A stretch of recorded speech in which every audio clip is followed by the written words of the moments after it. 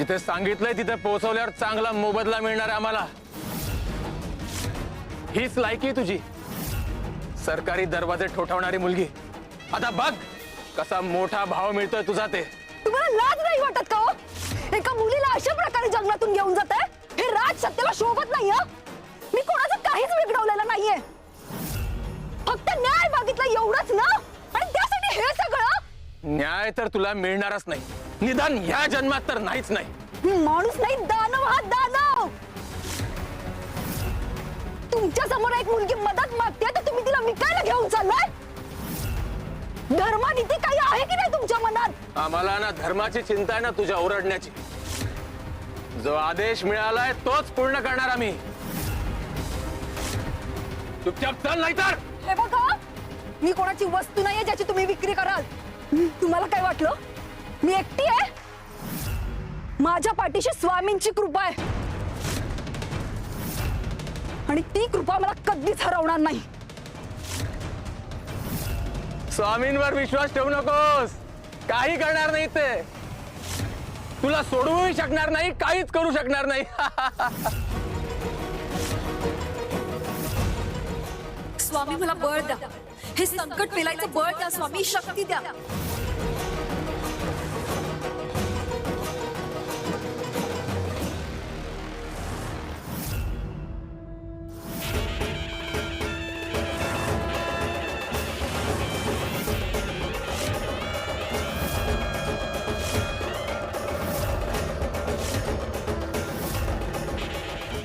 माझ्याशी गैरवर्तन करताय? मला विक्रीला घेऊन जाताय का?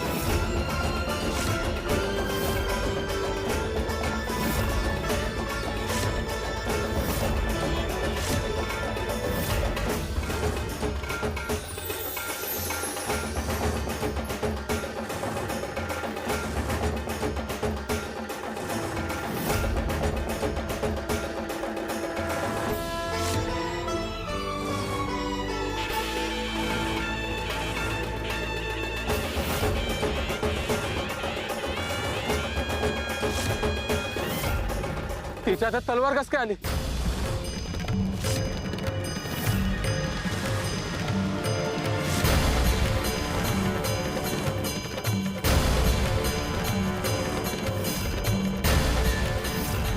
स्त्रीला वस्तू म्हणून बघणाऱ्यांना स्त्रीचं सामर्थ्य काय असतं ते दाखवते आता। तुमची बहीण, तुमची मुलगी असती तर असंच वागला असतात का?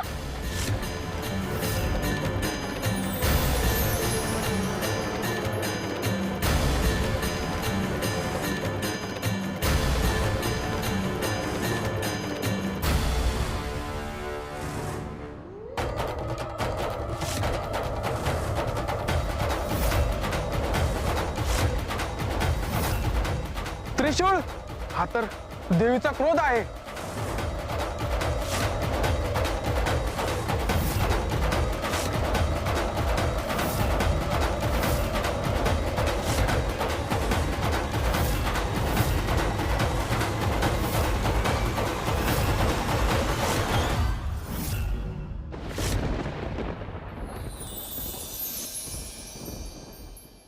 तुझ्यातली दुर्गा जागी झाली हेच अपेक्षित होतं। आता तुला तुझ्या आत्मबळाचा साक्षात्कार होईल आणि रणजितला आता या दुर्गेचा सामना करायचा। शिवारे शंकर नमामि शंकर शिवशंकर शंभो हे गिरिजापती भवानी शंकर शिवशंकर शंभो. लक्षात ठेवा, स्त्रीला कमी समजण्याची चूक जराही करू नका. जेव्हा स्त्री शांत असते तेव्हा लोक समजतात की ती कमजोर आहे, पण जेव्हा ती उभी राहते तेव्हा पर्वतही थरथरतात. पुन्हा जर स्त्रीचा अपमान करण्याचं, तिच्या सन्मानावर हात टाकण्याचा जरा जरी विचार तुमच्या मनाच्या सावलीत आला तर लक्षात ठेवा, उद्या इशारा नसेल तर शिक्षा असेल. आणि दैवी शिक्षा कधीच चुकत नाही. ती जिथे पाप आहे तिथे पोहोचते आणि पापीला नष्ट करून थांबते. आज मी फक्त स्वतःसाठी उभी राहिले, उद्या प्रत्येक स्त्रीच्या आवाजासाठी उभी राहीन.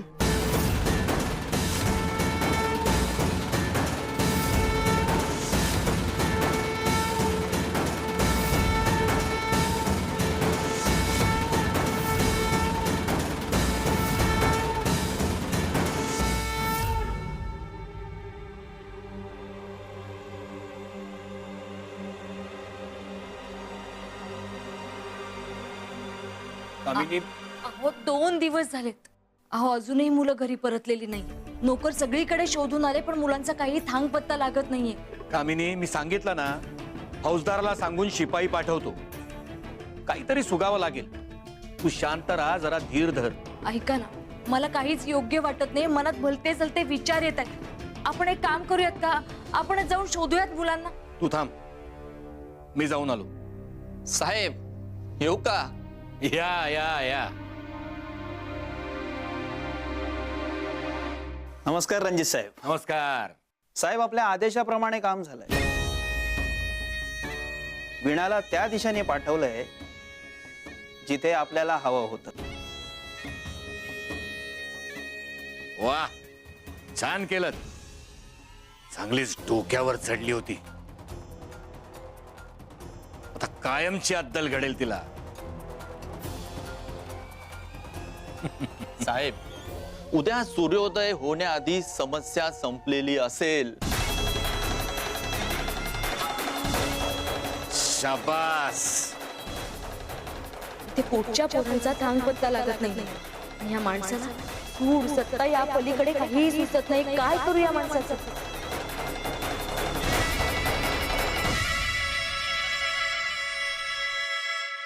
पूर्ण झालं तुमचं. तुम्ही कोण आम्हाला अक्कल शिकवणार आहे?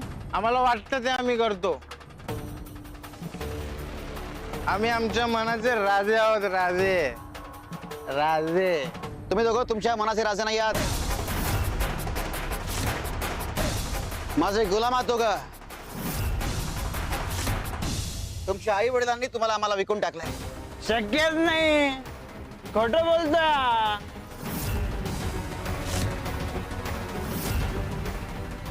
खोटं बोलताय. कसं शक्य आहे? काही पण हे बघ,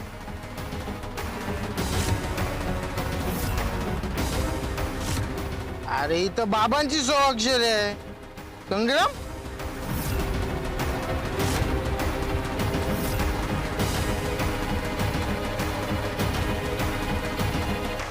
रणजित कामिनी, रवी खरं बोलतोय. अरे आपल्या बापाने आपल्याला विकलंय काय?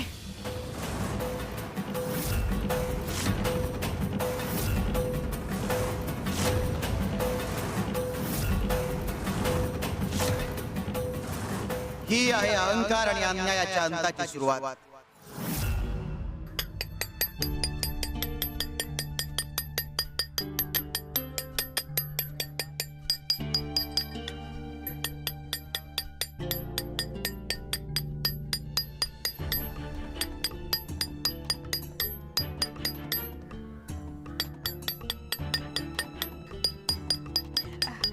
स्वामी, एक विचारू का?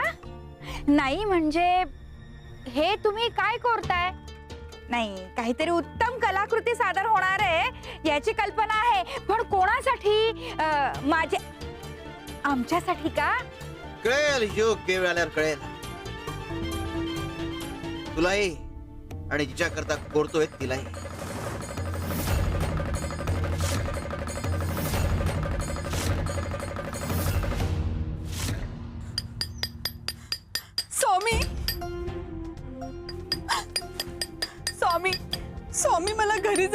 नाहीये. स्वामी मला इथे शरण द्या, माझं रक्षण करा. ए बाई शांत हो आधी, शांत शांत. आणि काय झालं ते नीट सांग बघू. कोण त्रास देतय तुला, कोण घराच्या बाहेर काढतय? हा, माझा नवरा. रोजची भांडण, रोजची मारहाण, कंटाळा आलाय. आज तर जीव घेईल असं केलंय त्याने. आता सहन होत नाही स्वामी. स्वामी मी पूजा करते, भक्ती करते, दान देते, मग माझ्याच वाट्याला छळ का? तुझा नवरा तुला 2 वेळेचा जेवायला देतो का? हो देतो स्वामी. मग ठीक आहे.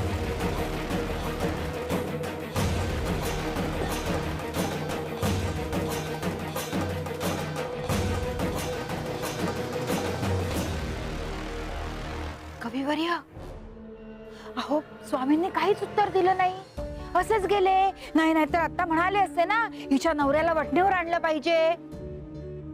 काही न बोलता निघून गेले. कपिलाताई, अहो स्वामी प्रत्येक भक्तांसाठी वेगळी नीती वापरतात. कधी क्षणात उत्तर, कधी संयम, कधी आरसा दाखवतात, तर कधी धडा देखील द्यावा लागतो. अहो जिथे आपल्यासारख्या सामान्य माणसांना प्रश्न पडतात, तिथे स्वामींची नीती चालू असते. ताई, तुम्ही विश्वास ठेवा, स्वामींनी ऐकलंय. त्यांची उत्तर देण्याची पद्धत वेगळी आहे. तुमचा छळ कमी करण्यासाठी ते नक्कीच काहीतरी करतील. कळेलच तुम्हाला. कधी उत्तर देतात क्षणात, कधी थांबवून ठेवतात मनात. कधी आशात आपलंच रूप दाखवतात, तर कधी आयुष्यभराचा धडा देतात. आपण शोधत राहतो प्रश्नांचे अर्थ, ते मात्र सावरतात जीवाला होणारे अनर्थ. स्वामींची लीला ही ओघानेच कळते, पण आपण विचारू तेव्हा नव्हे, तर वेळ जेव्हा स्वतः उत्तर होऊन आपल्या दारी उभी राहते. श्री स्वामी समर्थ.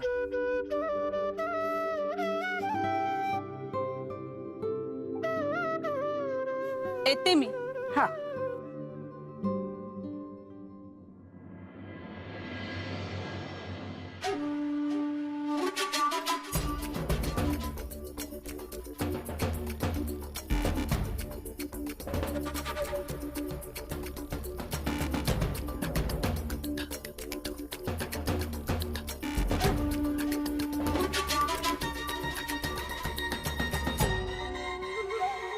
कविवर्य, अहो या दगडावर काहीच कोरलं नाहीये.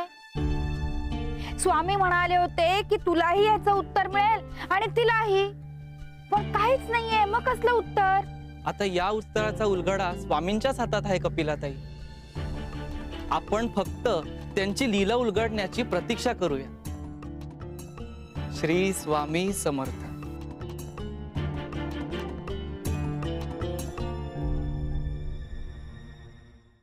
जमायद्वाङ्गीरस्वदे विद्रोमाते स्वाहा स्वाहा अदितिर्देव रदितिरन्तरिक्षमोदित्रं माता गोपीता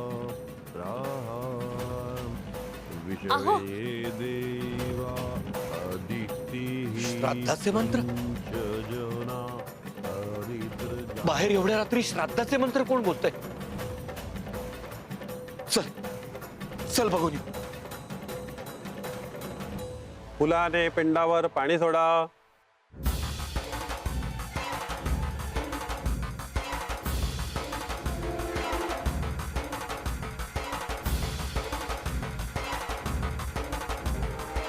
पिंडावर हळद वाहा.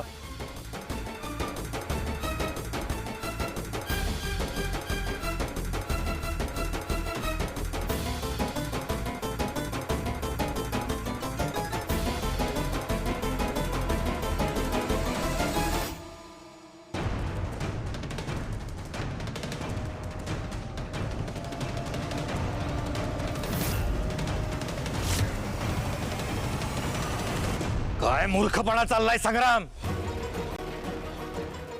काय वेडेपणा आहे हा? कोणाचं श्राद्ध घालताय? कोण कोण मेलाय तुमचं? आमचं श्राद्ध घालतोय आम्ही. जिवंतपणी कोणी स्वतःच श्राद्ध घालून घेतं का रे असं? हे कसली निर्लज्ज थट्टा चालली आहे. जिवंतपणी स्वतःच श्राद्ध घालताय? काय हो, यांना अक्कल नव्हती? तुमची अक्कल काय शेण खायला गेली होती? समजलं नाही जिवंतपणी श्राद्ध घालायचं नसतं म्हणून? थांबा. त्यांची काही चूक नाही, त्यांना आम्हीच बोलवलंय. स्वतःच्या मुलांना श्राद्ध घालायला लावणारे तुम्हीच आहात. याला कारणीभूत सुद्धा तुम्हीच आहात. काय वाटते ते काय बोलताय? कुठून येतात हे असे अपशब्द तुमच्याकडे? कसं बोलू शकता रे तुम्ही दोघं असं? तुम्ही जिवंत आहात रे बाळांनो. हे असं अभद्र बोलणं बंद करा बघू आधी. आई, आम्ही तुमच्यासाठी कधीच जिवंत नव्हतो आणि आता तर खरोखर मेलोच आहोत. हे बघा, तुम्ही लिहिलेला कागद आम्हाला विकला ना तुम्ही.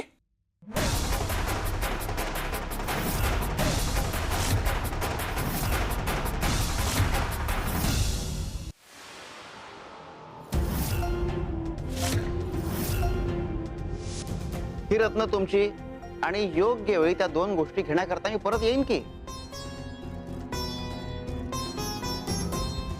हा कागद रत्नांच्या बदल्यात आम्ही त्या व्यापाऱ्याला दिला होता. त्यांनी त्याला हवा तो मजकूर लिहिला यात. आम्हाला यातलं काहीही ठाऊक नव्हतं. त्यांनी आम्हाला फसवलंय. आता सावरासावर करून काहीच फायदा नाही. अख्खा आयुष्यभर प्रेम मिळालं नाही आणि आता अशी विक्री कराल वाटलं नव्हतं. अरे काय बोलताय तुम्ही? आम्ही तुमच्यासाठी मेलोच आहोत म्हणून स्वतःच श्राद्ध स्वतःच घालतो आहोत. अरे बाळांनो असं बोलू. क्षमा करा, आम्हाला चुकलं आमचं, पण असं नका बोलू. या चुकीला क्षमा नाही. ज्यांच्या पोटी जन्माला आलो तेच आमचा सौदा करायला निघाले. आता तुम्ही आमच्यावरचा अधिकार गमावलाय. अरे तुमच्या पोटी जन्माला आलो नसतं ना, बरं झालं असतं. आजपासून तुम्ही आमच्यासाठी मेलात. अरे संग्राम रवी, अरे ऐका माझं. संग्राम रवी, अरे ऐका ना.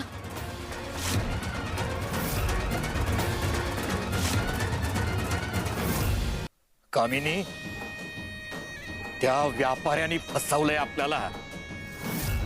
त्याला हवा तो मजकूर लिहिलाय यात.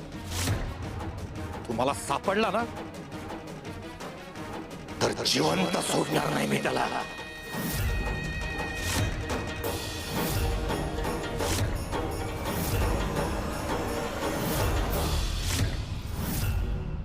दुसऱ्यांना दगड मारत सुटलेली व्यक्ती जेव्हा एक दगड फिरून परत त्याच व्यक्तीच्या टाळक्यात बसतो तेव्हा आत्मपरीक्षण करायचं सोडून इतरांना दोष देण्यात धन्यता मानतो. रणजित, तुझं तेच झालंय आणि कुणी कुणाची फसवणूक केली आहे याचं उत्तर तुला आम्ही लवकरच.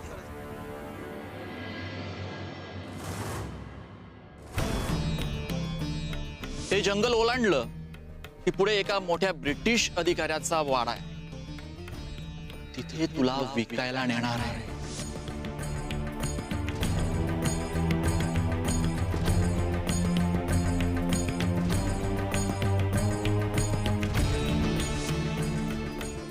आई बाबा काळजी करतील म्हणून आज जे काही घडलं त्याबद्दल त्यांना काहीही सांगितलं नाही. पण आजची ही घटना जातच नाहीये डोक्यातून. शिव शंकर शंभो.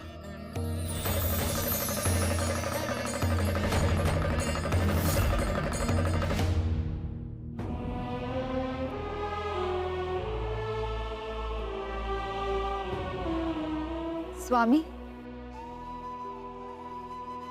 काय काय कसलीस? नाही स्वामी, पण मन फारच दुखावलं.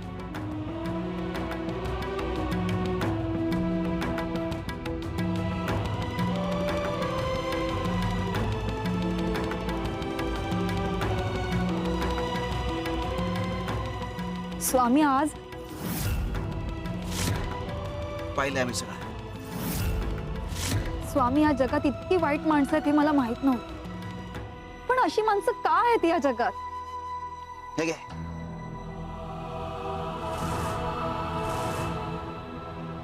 घास आहे दगड.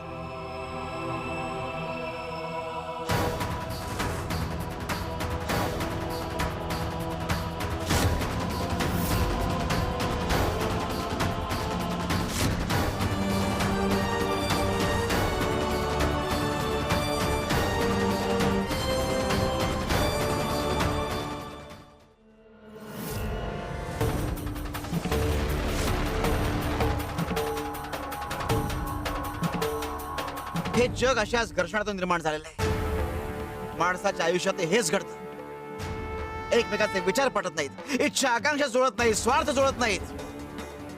मग घर्षण होतं, संघर्ष होतो, ठिणगी पेटते आणि ही अशी आग लागते. घर्षण होत राहणार, ठिणगी पेटत राहणार, त्यातून आग लागणार. आता त्या आगीतून घर पेटवायचं की चूल पेटवायची हे तुम्ही ठरवायचं. धूर बाधक आहे पण तो निर्माण होणारच. वाईट माणसं या धुराप्रमाणे असतात आणि जेव्हा जेव्हा त्यांची संख्या वाढते तेव्हा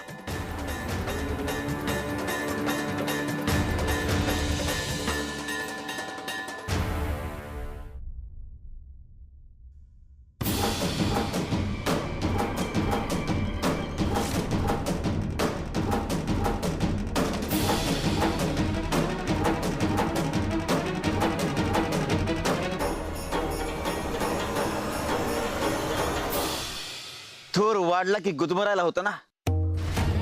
त्याचप्रमाणे वाईट माणसं वाढली आणि जर ती नात्यातली असली तर त्रास होतोच. मनुष्याच्या आयुष्यात एक गुदमरल्यासारखं होतं, जसं आता तुला होत आहे. पण अशा वेळेस काय करायचं स्वामी? सुरुवात कुठून झाली होती? खिडकी पडण्यापासून. आणि तिकडे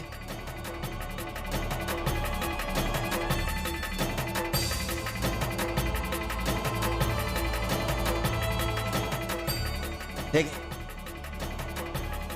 आता खास आहे दगड.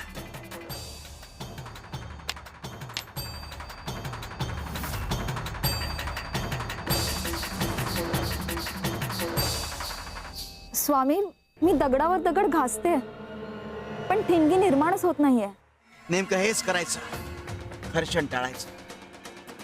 समोरचा किती वाईट वागला तरी तुम्ही तुमचा चांगुलपणा सोडायचा नाही. तुम्ही त्याच्याहून दुप्पट वाईट वागायला जायचं नाही आणि माणसं नेमकी इथेच चुकतात.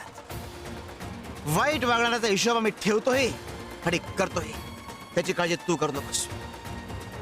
चांगली कर्म करत राहा. न्यायाकरता संघर्ष कधी कधी करावाच लागतो. स्वामी तुम्ही आता मला जे काही सांगितलंय ते मला सगळं समजलं. मी आता माझा चांगुलपणा सोडणार नाही. मी आता माझ्या न्यायासाठी, माझ्या स्वप्नांसाठी संघर्ष करत राहील. अजिबात खचणार नाही. असू दे, ठेव तुझ्याकडे. तुला यांची गरज भासेल.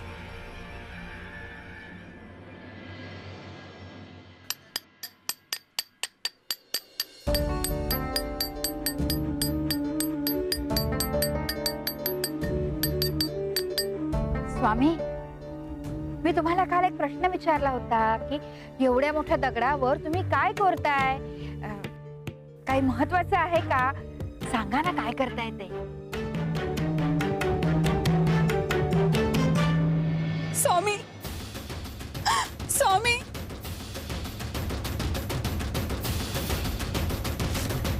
स्वामी स्वामी न्याय करा. माझ्यावरचा छळ वाढलाय. काल सांगून गेले तरी काहीच फरक पडला नाही. आज तर अधिक क्रूर झालेत ते. माझा दोष तरी काय? तुम्ही न्याय करणारे दयाळू आहात असे सगळे म्हणतात. मग माझ्याच बाबतीत दया का नाही दाखवली तुम्ही? मला तर विश्वास होता मी तक्रार केल्यावर तुम्ही माझ्या नवऱ्याला सुबुद्धी द्याल, पण उलट झालं. अजून मला मार पडला. हा कसला नाही स्वामी तुमचा? तुझा नवरा तुला 2 वेळा जेवायला देतो का? हो, पण त्यानं दिलेल्या 2 घासासाठी मी किती सहन करू? मारहाण तर रोजच करतोय. तुझा नवरा तुला घरात राहू देतो का? हो, पण त्याचं काय स्वामी? घरात राहू दिलं म्हणून छळ सहन करत राहायचं का मी? ठीक आहे, बुवा असं कसं म्हणू शकतो? मग ठीक आहे. हा कसला नाही स्वामी? माझं दुःख, माझ्या वेदना तुम्हाला दिसत नाहीत का? माझं काही चुकलंय का स्वामी? मी कधी कुणाचं वाईट केलं नाही, मग माझ्या सोबत इतकं वाईट का घडतंय? हे पाणी पी.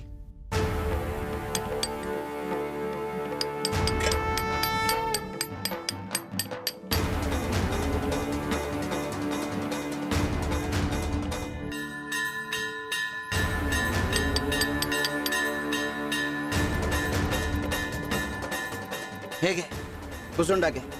स्वामी, या दगडावर कोरलेला शब्द कर्म आहे. हेच पुसून दाखव.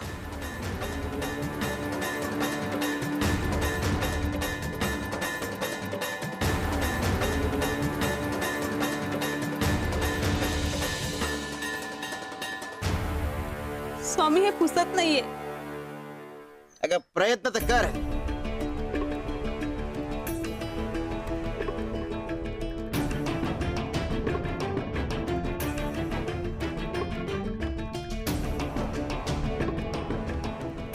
हा शब्द कधीच पुसला जाणार नाही. शेकडो वर्ष असाच राहील. अगं मनुष्यानं केलेले कर्म अशीच असतात.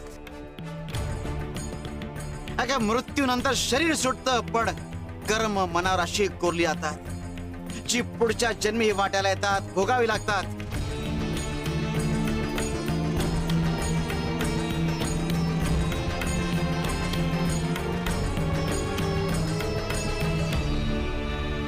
या जन्मी जो तुझा नवरा आहे तो गेल्या जन्मी तुझा सावत्र मुलगा होता. तू त्याची सावत्र आई होतीस. तू त्याला छळ केलास, त्याला जेवायला दिलं नाहीस, घराबाहेर काढलंस. आणि तीच कर्म फिरून पुन्हा तुझ्या वाट्याला आली आहे. या जन्मी तू भक्ती करतेस, पूजा करतेस, म्हणून आमची कृपा दृष्टी होतीये. 2 वेळचं जेवायला मिळतंय, राहायला घर मिळतंय.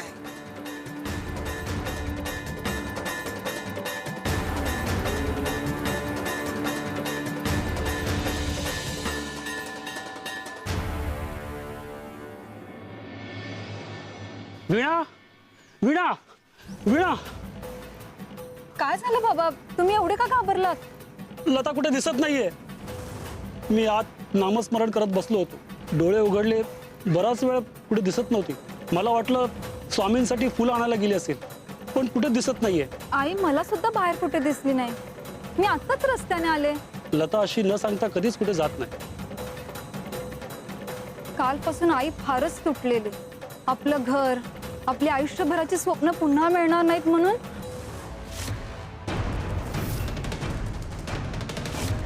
हा बाबा, मला वाटतं मला माहिती आई कुठे आहे. कुठे? चला. तुझे मागच्या जन्मातले भोग संपले. आता तुझा नवरा तो छळ करणार नाही, पण त्याकरता तुला खंबीरपणे उभं राहून त्याचा प्रतिकार करावा लागेल. तेव्हा तो ताळ्यावर येईल.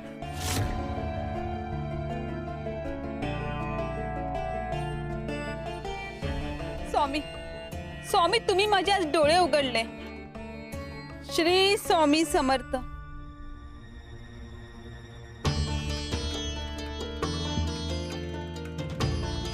चल.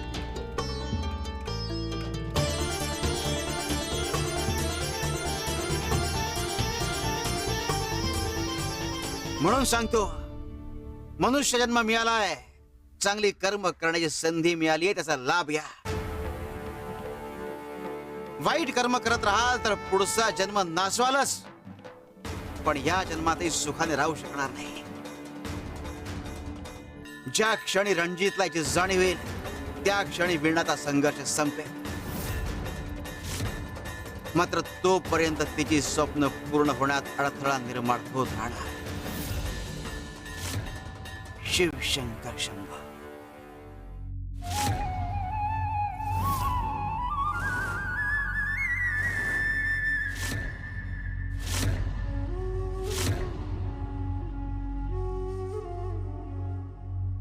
लता लता आई काय काय झालंय? वीणा वीणा, आज तो दिवस आहे ज्या दिवशी मी या घरात पहिल्यांदा गृहप्रवेश केला. पहिल्यांदा या घराचा उंबरठा ओलांडला तो हा आजचा दिवस.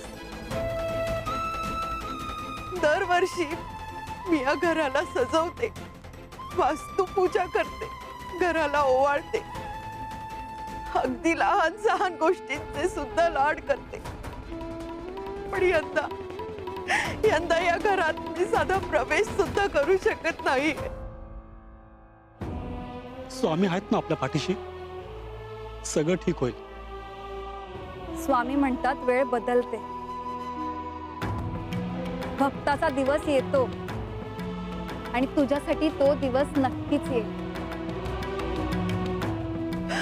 पण हा आजचा दिवस परत येणार नाही ना ग. आयुष्यभर जपलेला हा दिवस आज वाया जातोय असं वाटतंय ग.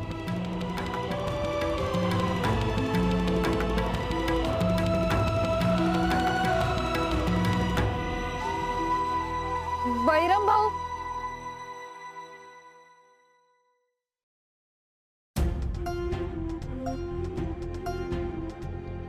बैरम भाऊ, मी विहिरीवर पाणी आणायला गेले होते तेव्हा असं ऐकलं की रणजित काका आणि कामिनी काकू घरामध्ये नाहीयेत म्हणून. आतमध्ये कोणीच नाहीये.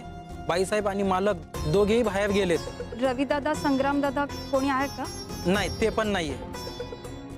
तुमची काही हरकत नसेल तर आम्ही तिघे घरात जाऊ शकतो का? आम्हाला घराची पूजा करायची, घराला नमस्कार करायचा. जाऊ शकतो का बळीराम भाऊ? जा, पण लगेच ते येण्याच्या आधी बाहेर पडा. तुमच्या बाबांचे खूप उपकार आहेत आमच्यावर. आम्हालाही वाईट वाटतं, पण जा तुम्ही आतमध्ये.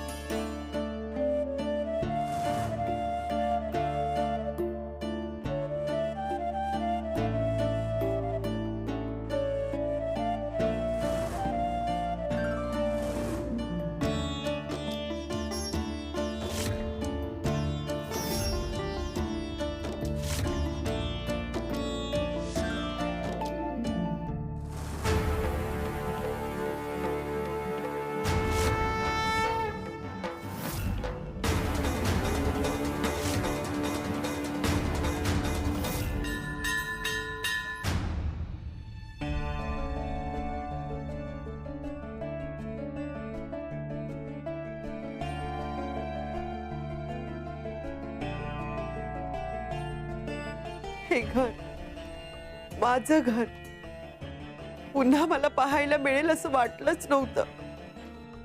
जणू कित्येक वर्षांनी आपण आपल्या घरात श्वास घेतो असं वाटतंय. आई बाबा, आपण इथे कायमच तर आलेलो नाहीये.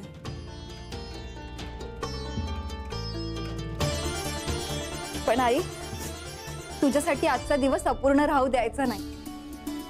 तुझी इच्छा होती ना हे घर सजवायचं, ओवाळायचं, ती इच्छा तुझी आज पूर्ण होणारच नक्कीच.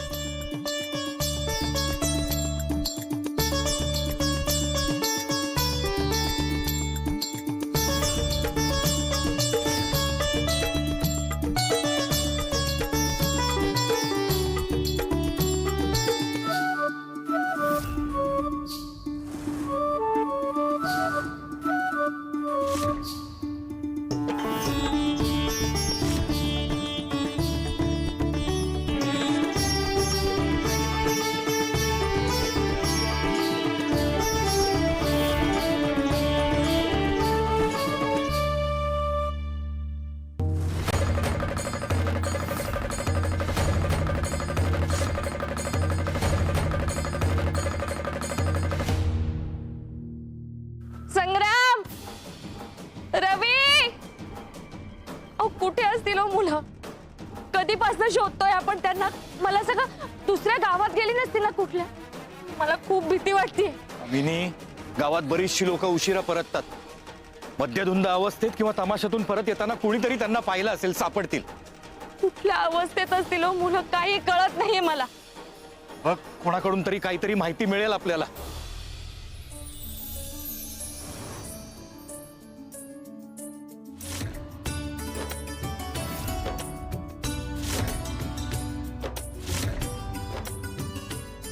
श्री स्वामी समर्थ.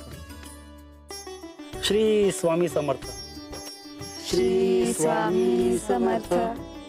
श्री स्वामी समर्थ. श्री स्वामी समर्थ. श्री स्वामी समर्थ. श्री स्वामी समर्थ. श्री स्वामी समर्थ. श्री स्वामी समर्थ.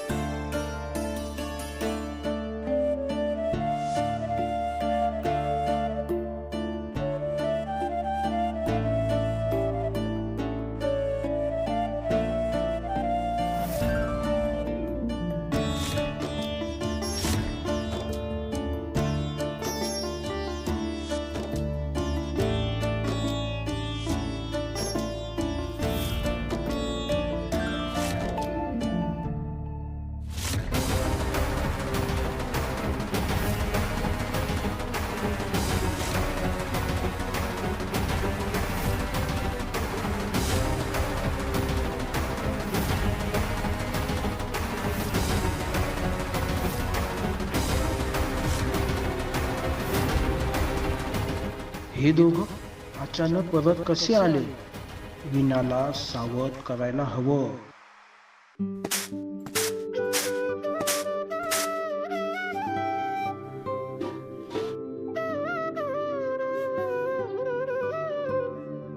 स्वामींना नैवेद्यासाठी खीर बनवते.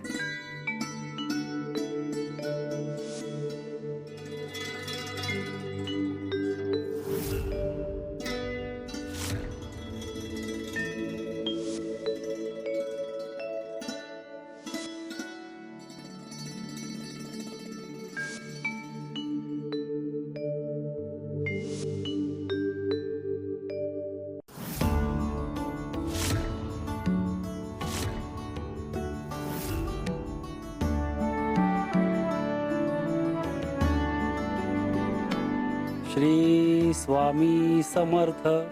श्री स्वामी समर्थ. श्री. आई, नैवेद्यासाठी खीर बनवली आहे.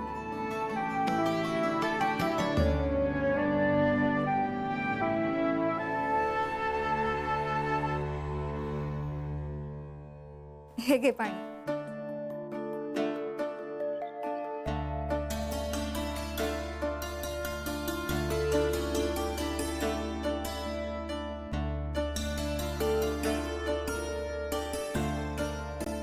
श्री स्वामी समर्थ. स्वामी, आज घरात पाऊल टाकलं, इतकं शांतीचं, इतकं आपल्यासारखं वाटलं की पुन्हा या घरातून बाहेर जाऊच नाही. आजवर ही भावना, ही आज कधीच वाटली नव्हती. जिथे श्वास घेताना वेदना होत होत्या, तिथे आज श्वास घेताना समाधान वाटतंय. स्वामी, असं काही चमत्कार किंवा वरदान मिळेल का की आम्ही आलो आहोत आणि आम्हाला पुन्हा एक घर सोडून जावंच लागणार नाही? आम्हाला आमचं घर, हा श्वास, ही ओळख पुन्हा कायमची मिळेल का हो स्वामी? स्वामी, तुमच्या उपस्थितीत या घरातून पाठवणे हे माझं स्वप्न अर्धवट तर राहणार नाही ना स्वामी?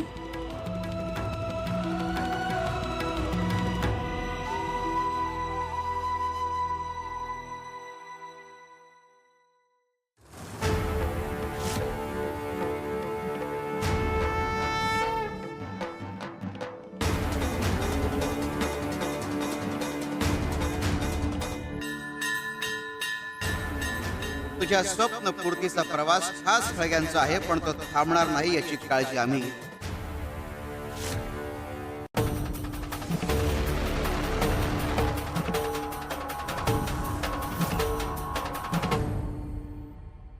खूप दिवसांनी आपल्या घरात बसून खीर खातोय आपण. आई मी तुला बोलले होते ना आजचा दिवस अपूर्ण राहू देणार नाही म्हणून. बघ स्वामींनीही आपल्याला साथ दिली.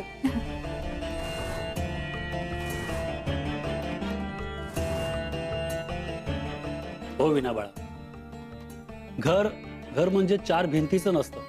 घर म्हणजे आपली माणसं.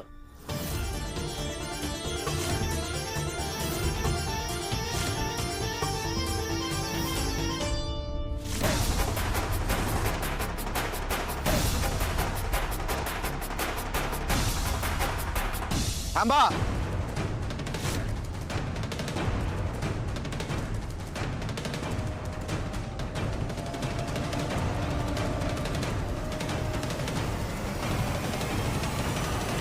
बर, तर तुम्हाला सौदा मान्य नाहीये? तू फसवलंयस आम्हाला. ती रत्न परत घे आणि तो सौदा रद्द करून टाक.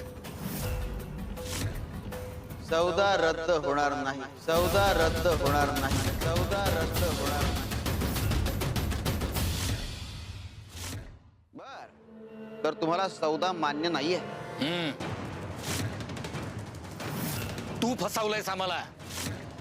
ती रत्न परत घे आणि तो सौदा रद्द करून टाक. सौदा रद्द होणार नाही. काय त्या रत्नांच्या बदल्यात आम्ही आमच्या मुलांचा सौदा करू असं वाटलंच कसं तुम्हाला? ते ना तुम्ही स्वतः लिहून घेतलंय. रत्नाच्या बदल्यात मला जे हवंय ते मी लिहून घेऊ शकतो हेच ठरलं होतं. आणि हा विचार सौदा करण्याआधी करायला हवा होता. नको नको असं करूस. तो सौदा रद्द कर. आमच्या मुलांचा सौदा नकोय आम्हाला. अरे ती घर सोडून गेली आहेत, सापडत नाहीयेत. आणि माझी खात्री आहे तूच त्यांना भडकवलंयस. ही शुद्ध फसवणूक आहे.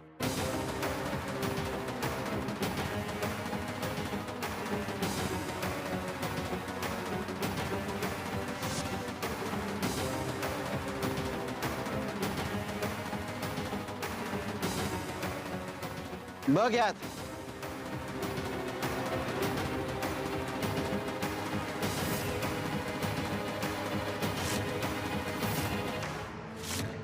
हे हे गंगाळ्यात कोण आहे? तूच आहेस. नीट बघ. मी? बघ तू.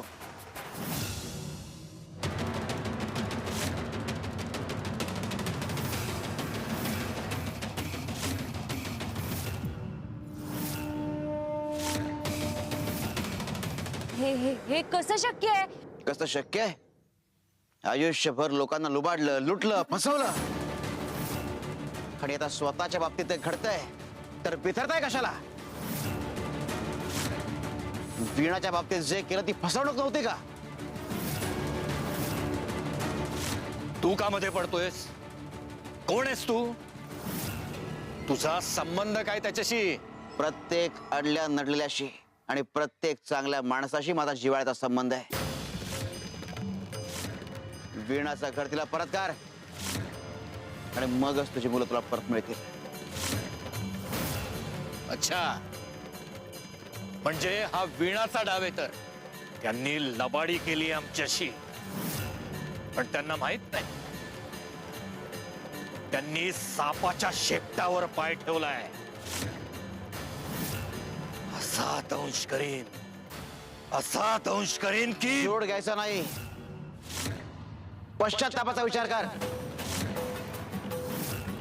जर मी ठरवलं असतं तर तुझं हे घर नावावर करून घेऊ शकलो असतो, पण मला तुला शिक्षा द्यायची नव्हती, तर तुला सुधारण्याची संधी द्यायची होती.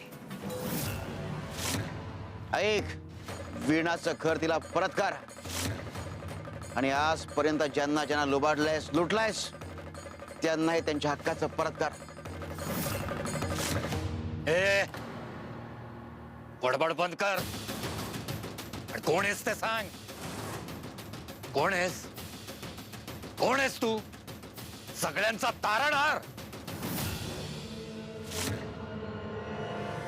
रे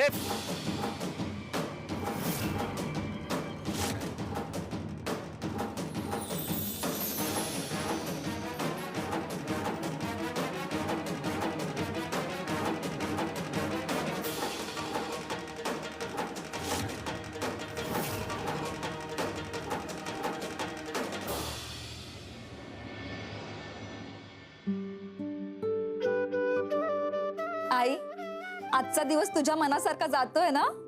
हो ग. या घरात जे सुख आहे, जे समाधान आहे, ते दुसरीकडे कुठेही नाही. आता ना मी या घरातून कुठे जाणारच नाही. वीणा, तू स्वामींना सांग ना, काहीतरी करा म्हणाव. पण मी आता इथेच थांबणार. माझा जीव गेला तरी बेहत्तर, पण मी आता या घरातून कुठेही जाणार नाही. लता, असं बोलू नकोस.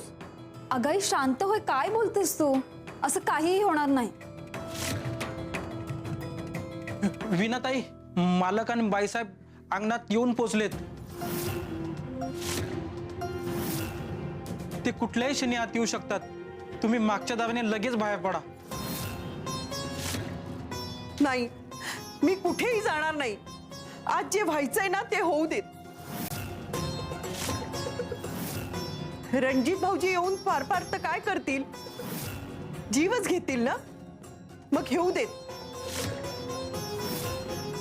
अगं स्वामी आहेत ना, स्वामींना जर हेच मान्य असेल तर आपला जीव आपल्याच घरात जाऊ देत. पण मी इथून जाणार नाही. आई, स्वामींना हे असं काहीच मान्य नाहीये. अगं ते आपल्या पाठीशी आहेत म्हणून तर आपण इथे पाऊल ठेवलं. एवढं लक्षात येत नाही तुझ्या? अजूनही आपला संघर्ष संपलेला नाही. अहो काकू, माझा जीव जाईल. मालक कुठल्याही क्षणी आत येऊ शकतात. तुम्ही मागच्या दाराने बाहेर पडा. आई, माझ्यावर विश्वास ठेव, स्वामींवर विश्वास ठेव. अगं आपल्याला आपलं घर परत मिळणार. फक्त थोडी कळ काढावी लागेल. नाही, मी नाही जाणार. चल लता.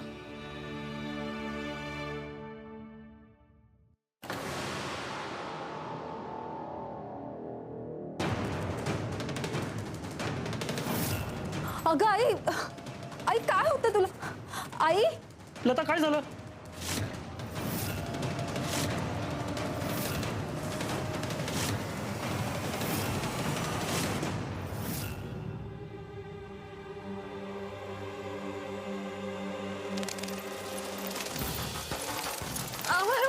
कुठे आले? अरे हे काय? आणखी काय नवीन नवीन घडतंय? काय झालं? अहो, पाणी.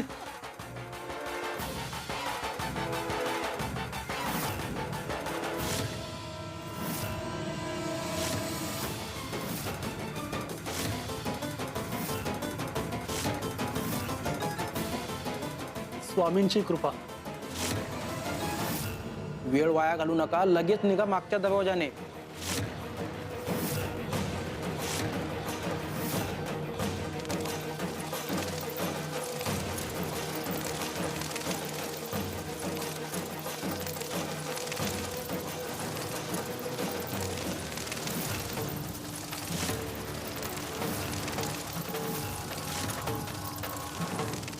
हे वट वाघूळ कसे आले होते?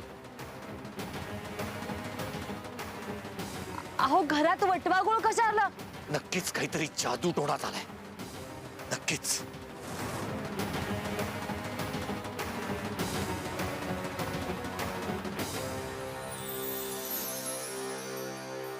वीणा, आता तुझा बचाव केला.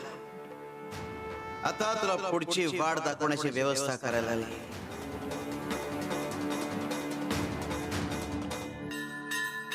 शिवशंकर शंभो. साहेब,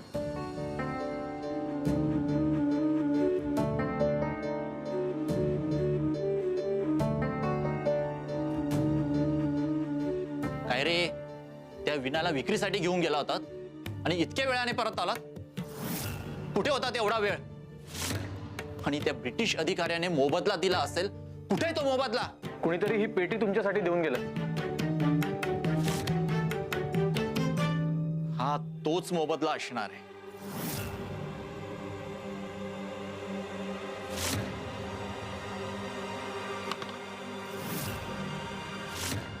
वाह, बायको एकदम खुश होणार.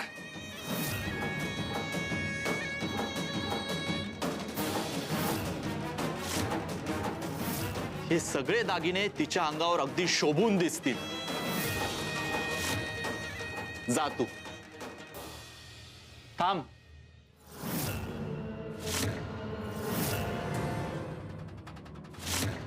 ही चिठ्ठी, ही चिठ्ठी का दिली असेल? काय माहिती.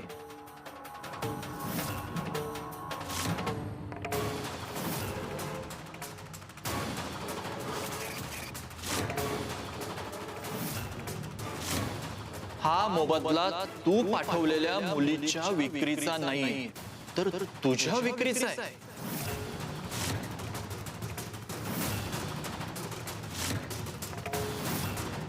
माझ्या विक्रीचा म्हणजे मी काय बाई आहे?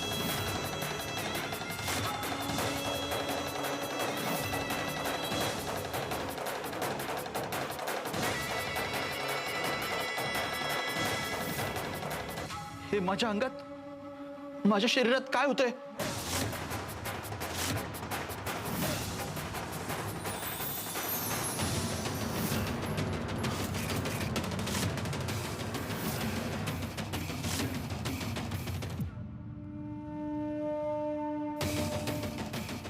अहो साहेब, तुम्ही तर बाई झालात.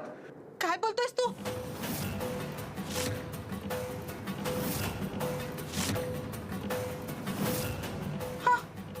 हा आवाज माझा नाहीये.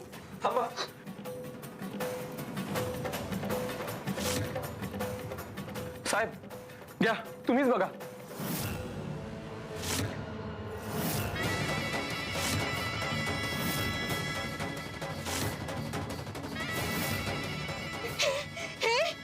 हा मी नाहीये. ही पेटी कोणी पाठवलीये? बोल. माहिती नाही साहेब.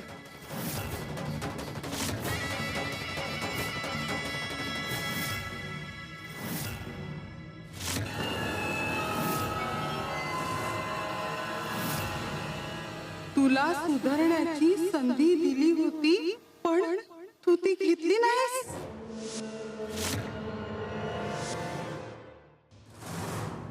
शिवशंकर शंभो, आम्ही पाठवली पेटी.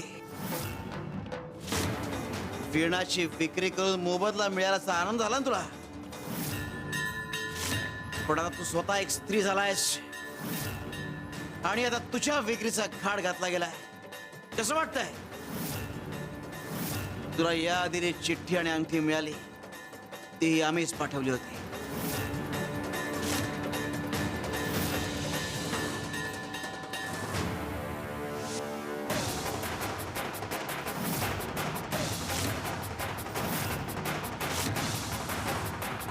रणजीतच्या आडीनं अनेक पाप केलेस, अनेक स्त्रियांचा छळ मांडलास, त्यांना त्रास दिलास. आता एक स्त्री बनून स्त्रीचं दुःख अनुभवायचा, तो छळ अनुभवायचा आणि त्या पापांची शिक्षा तू भोगायची. स्वामी, स्वामी माफ करा. मी पुन्हा अशी चूक कधीच करणार नाही. चूक झाली माझी. मला पूर्ववत करा स्वामी. कृपा करा स्वामी, कृपा करा. पूर्ववत करू, पण एका अटीवर. हो, चालेल.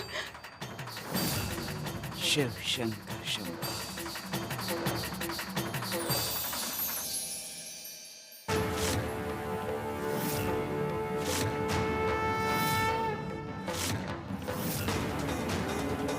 स्वामी, स्वामी तुम्ही जे सांगाल ते करायला मी तयार आहे. तुम्ही सांगा स्वामी.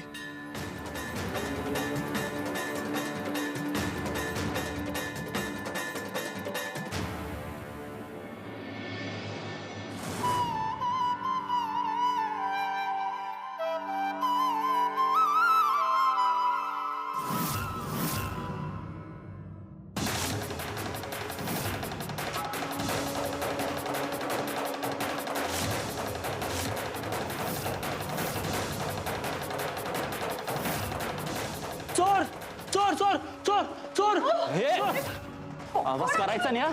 निघायचा गुर्दा पाडेला.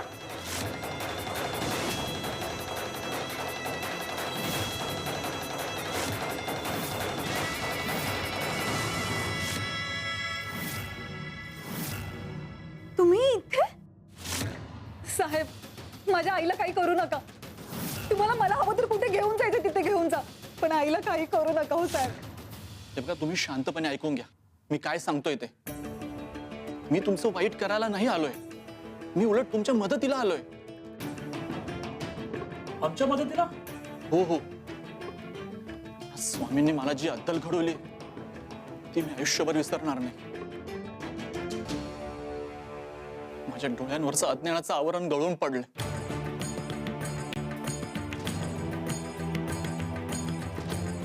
विना, हा कागद ठेव तुझ्याकडे. कोशागारातून काढलेला आहे. हा कसला कागद आहे? तुझ्या घराच्या जागेचा अधिकृत पुरावा आहे तो. न्यायालयात निर्णायक ठरेल. विश्वनाथ, रणजितरावांशी सामना करणं इतकं सोपं नाहीये. संपूर्ण यंत्रणा त्यांच्या हातात आहे आणि त्यांच्याशी लढाई करायची असेल तर कायदेशीर लढाई करावी लागेल आणि त्यासाठी हा कागद खूप महत्वाचा आहे. पण तुम्ही असं हे लपून छपून? रणजितरावांची माणसं सगळीकडे आहेत. त्यांना जर कळालं ना की मी तुला मदत करतोय तर ते माझा मुर्दा पाडतील. आता पुढचं पाऊल खूप महत्वाचं आहे. तुला मोठा वकील हवाय. पण आम्हाला मदत कोण करणार? विनायक सरजामे माझ्या ओळखीतला वकील आहे. आजवर एकही खटला हरलेला नाहीये.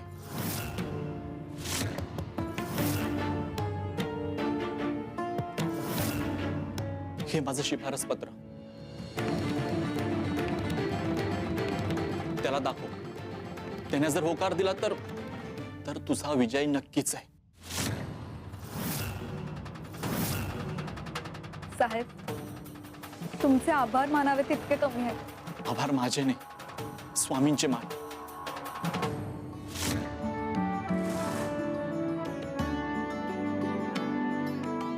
माझं स्वप्न पूर्ण होणार.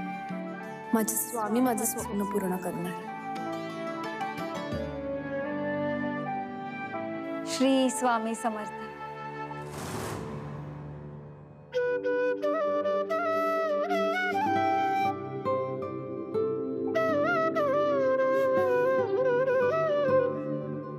कपिलाताई, एवढ्या शांत बसलात, कसल्या विचारात आहात इतकं?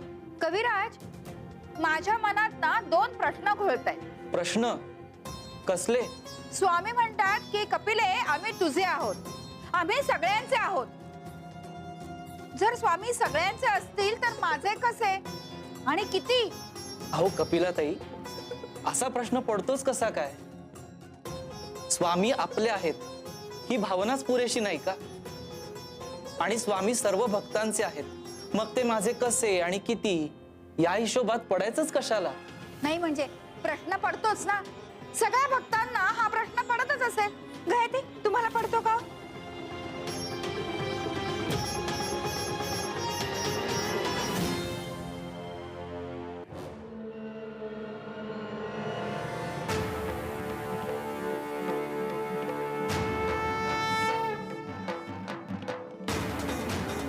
हे घे.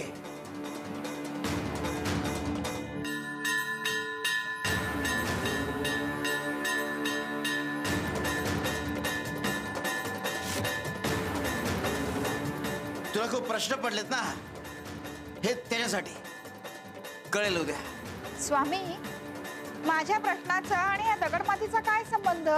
याचं उत्तर हे सकाळीच मिळेल. दगड आणि माती ठेव तुझ्याकडे. सकाळपर्यंत?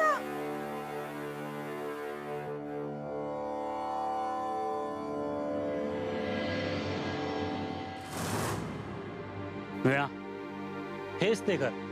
स्वामींच्या कृपेने आपण इथपर्यंत आलोय. कोणाला भेटायचंय?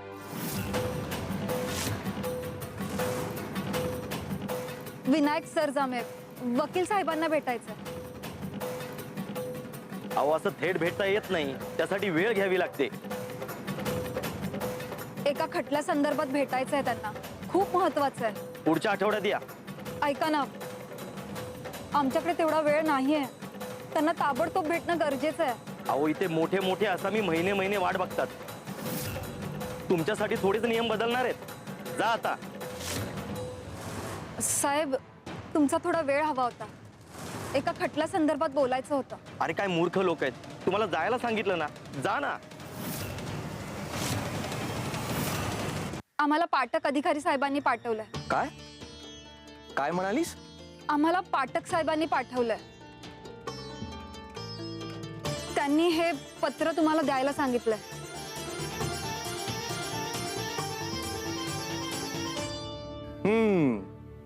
आता यांनी पाठवलंय म्हणजे खटला ऐकून घ्यावाच लागेल. म्हणजे तुम्ही आमचा खटला घ्याल? एक गोष्ट स्पष्टपणे सांगतो, रणजितराव काही साधे आसामी नाही, तो सुद्धा मोठा वकील आणेल. खटला लांबत जाईल, प्रचंड दबाव येईल. अहो वकील साहेब, आम्ही जाणून आहोत. तुम्हाला माझे शुल्क परवडेल का? काय असेल तुमचं शुल्क?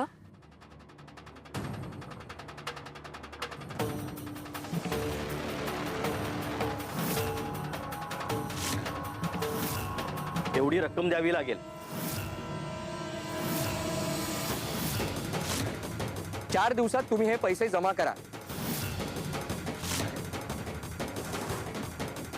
कारण नंतर दीर्घ काळासाठी न्यायालय बंद राहणार आहे. पैसे जमा केले तरच मी हा खटला लढू शकेन, नाही दिलेत तर मी हा खटला लढणार नाही.